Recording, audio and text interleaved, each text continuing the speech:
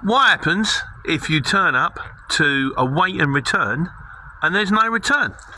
This video was brought to me by my mate Leachy. Hello mate, how you doing?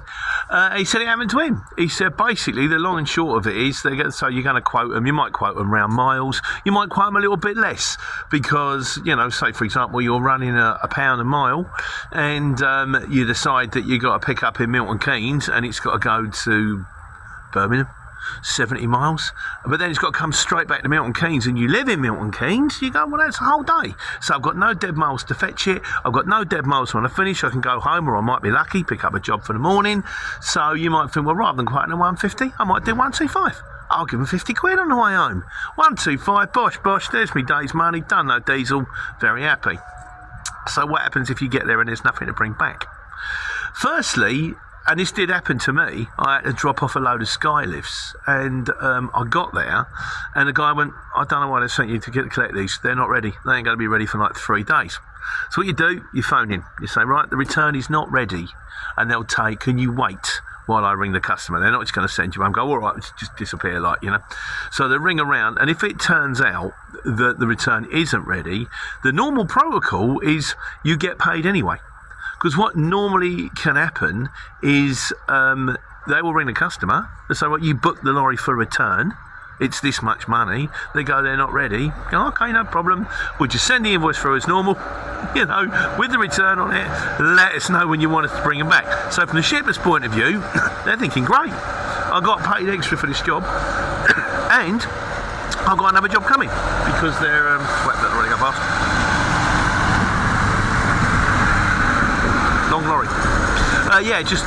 So we got one coming and there's another one coming for them. So they're happy, they've got their money, they've got another invoice coming. You're happy because you've got the money and you potentially can just drive home empty with your radio on and your window open if it's not December and singing away. Or what you can do is go, thanks very much, that's a bonus.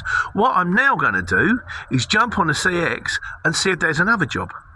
Because there might be, here in Birmingham, another job going from Leicester to Northampton or Derby to Watford. And you think, I'll come all the way down, do that, get good money on that, then go home or pick up another one. So, yeah, the thing is, we used to call it back in the day, the lucrative return as well. That's another one where you get there and the bloke goes, no, we haven't ordered this. Or, no, they're supposed to send this next week, we haven't got any room for it. Then what you do is you ring them up. You should cover the lucrative return.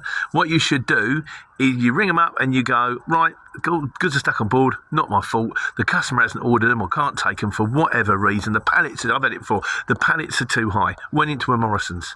I said, well, can we restack them? And the guy went, we're not really supposed to. I said, look, mate, you tell me what you need me to do. He said, look, it was only going from Luton and Northampton. He said, just take it back. And then they'll have to restack them to the right height and then we'll take them in then. We're not in a rush for them anyway. So you ring them up and they go, well, how much will you charge for the return? And normally I would say, well, same money. Because I normally do normal money anyway. Sometimes, if they're a firm that I know, I'll go, look, I don't want to leave you guys out in the cold. What are you happy with? I've got to come back anyway. I'll take it back anyway. It means I don't have to find a second job and I'm not far from home. Sometimes, if it's a case of like, I've picked it up in, say, Manchester and brought it down to Luton, and then it turns out, I go, I can't take it back. I can take it back in the morning. I haven't got the driver's hours. Or I can't take it back. Well, actually, I don't want to take it back because I've got other stuff lined up. In which case, I will take it back, but in the nicest possible way. It's going to cost you big money. And you don't want to pay big money. So find another way. Find a driver who can meet me. We'll get it off on the tail lift. I'm here at the yard. We'll get it off on the forks. Put it on another driver who's going that way anyway. The thing is, nothing in this game is ever set in stone.